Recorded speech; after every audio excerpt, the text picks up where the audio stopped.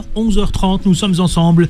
01 53 48 3000, chers amis. On voudrait vous entendre, partout en France, venir échanger avec Karim sur les deux sujets, mais aussi, y compris l'islam et la République, l'islam et la société. Il n'y a pas un jour aussi l'appareil, de la même manière que Bruno Retailleau et le rapport avec l'Algérie. Eh bien, la question de l'islam se pose aujourd'hui. Les Français, qui sont nombreux de confession musulmane, s'interrogent, se posent des questions, à la fois sur leur avenir, à la fois sur le fait de rester dans l'Hexagone ou pas, ou de se barrer à l'étranger. La question aussi sur l'impact de l'islam, sur l'évolution sociale et politique. Karim Zeribi, l'islam et l'entreprise.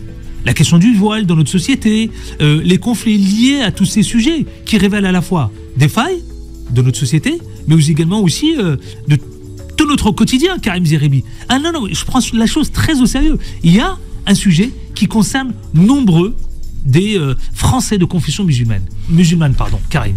Non, mais on constate, je dirais malheureusement, qu'il y a des obsessions dans le débat politico-médiatique français. Et parmi ces obsessions, il y en a une qui revient avec redondance, de manière permanente. C'est la question de l'islam dans notre pays, et c'est la question des musulmans qui sembleraient, si on en croit les débats politico-médiatiques, poser problème, de ne pas respecter les valeurs de la République, les principes de laïcité, et être toujours, j'allais dire, pris pour cible par une démarche de crainte d'une évolution culturelle française qui tendrait vers une orientation musulmane. En fait, certains prennent plaisir à alimenter des fantasmes, et des fantasmes quotidiens. Et tous les jours, on en a une nouvelle. Quand c'est pas le voile dans la société, je parle pas du voile à l'école, ça c'est réglé.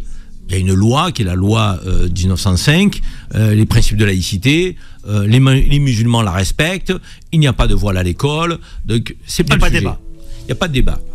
Toutes les personnes qui sont fonctionnaires et détentrices d'une mission de service public ne portent pas le foulard, le voile, donc là aussi c'est réglé, personne ne se met en entorse de ces principes-là. Donc on pourrait dire, les musulmans, finalement, sur cette question du voile, ne posent aucun problème, puisqu'ils respectent les principes de la loi de 1905. Donc, lorsqu'ils sont fonctionnaires, ils ne le portent pas. Lorsqu'ils sont élèves, ils ne le portent pas à l'école publique. Eh bien non, on va chercher des sujets, donc des sujets dérivatifs, et on va aller chercher des problématiques presque inventées. On va parler du voile dans le sport, on va parler du voile dans l'espace public. Je ne sais pas si tu te rends compte, oui. Certains ont évoqué la possibilité d'interdire le voile sur la voie publique. C'était le Rassemblement national. Oui, on se pose la question. Donc, pourquoi ? Parce que c'est un instrument de l'islamisme. Non mais il faut qu'on arrête le fantasme. Il y a les femmes qui portent le foulard, pour l'immense majorité d'entre elles, le portent parce qu'elles le souhaitent. Personne ne les y oblige. C'est au nom de leur foi, de leurs croyances, comme il y a des juives qui portent la perruque, comme il y a des catholiques qui portent le foulard et qui décident d'intégrer des couvents, de faire vœu de chasteté. C'est le respect de la conscience de ces femmes, qu'elles soient musulmanes, juives ou catholiques. Pourquoi les faire intrusion chez les musulmanes? Alors, quand c'est pas le voile, c'est les boucheries halal. On va t'expliquer qu'il y a un danger parce qu'il y a des boucheries halal de partout. Mais une boucherie, par définition, c'est un commerce. C'est le rapport de l'offre et de la demande. S'il y a des boucheries halal, c'est qu'il y a aujourd'hui des clients qui demandent. Est-ce que pour autant ça met en péril, l'identité française ? Bien évidemment que non, bien au contraire. Ça fait même bosser les éleveurs français. Donc c'est un bienfait pour l'économie française, parce qu'on sait très bien que nous mangeons moins de viande dans notre société, et que parce que les musulmans, même dans leur tradition, on sait très bien, là on est en période de ramadan, la viande c'est quelque chose qui nourrit, c'est important dans la gastronomie orientale. Donc, ça fait travailler les éleveurs. Tu crois que certains diraient les bouchers halal, finalement ça a sauvé des abattoirs en France, et des abattoirs ce sont des emplois, et puis ça permet aux éleveurs français de pouvoir effectivement alimenter ces abattoirs, parce que derrière, sinon mangeant moins de viande, ça crée un problème économique. Non, Personne ne le voit sous cet angle-là. Donc tout le monde le voit sous l'angle du danger culturel. Donc j'en veux pour preuve, je ne sais plus qui déclarait ce matin, dans les entreprises, il faudrait interdire de parler arabe. Dans les entreprises. C'est-à-dire que si tu as des salariés qui éventuellement sont français, d'origine maghrébine ou autre, et maîtrisent l'arabe, ils ne pourraient pas échanger entre eux en arabe.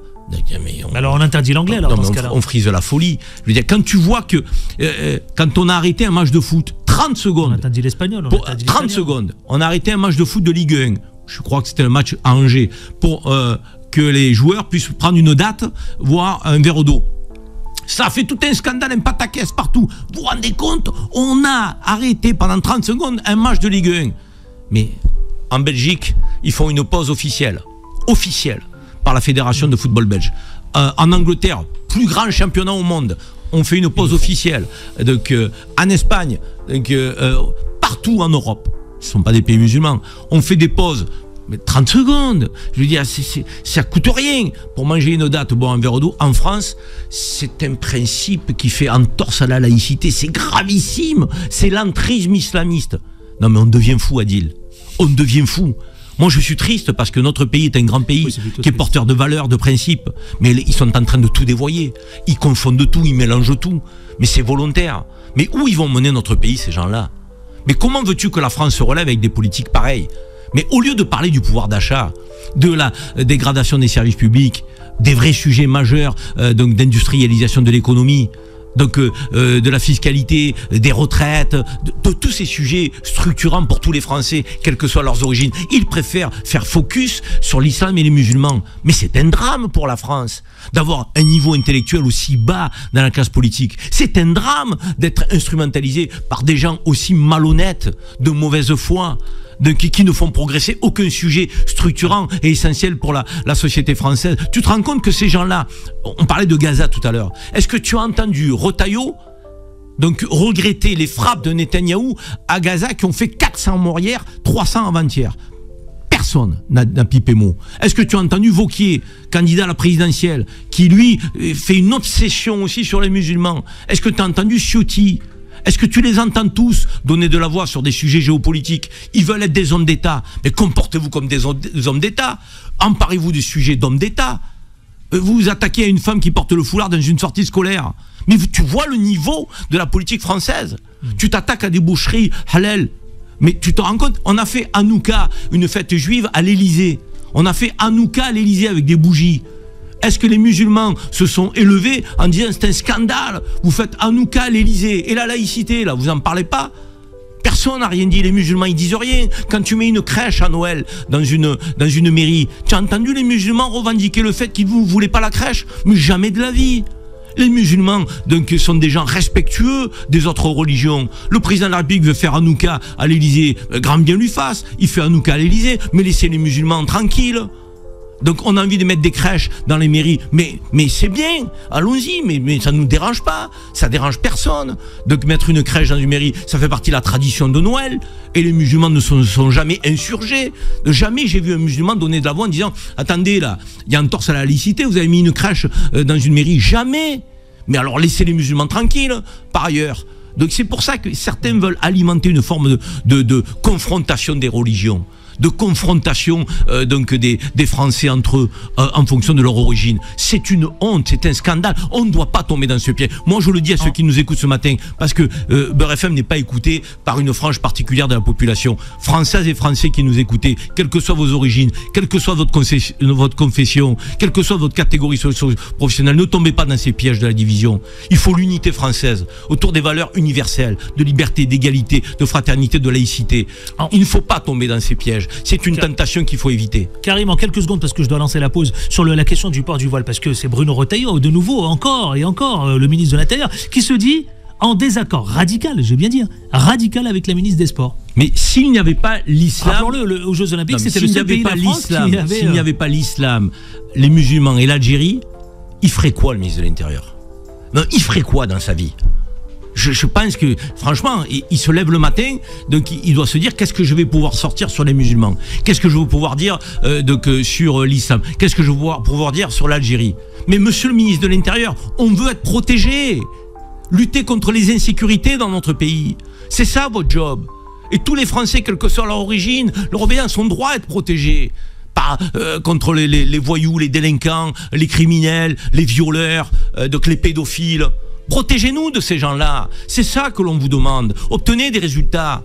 Partagez-les avec nous. Mais de grâce, laissez un peu les musulmans tranquilles. Laissez l'Algérie au ministère des Affaires étrangères. Donc et tout ira bien dans le meilleur des mondes. Vous verrez, nous retrouverons les voies de l'apaisement, les voies de l'unité.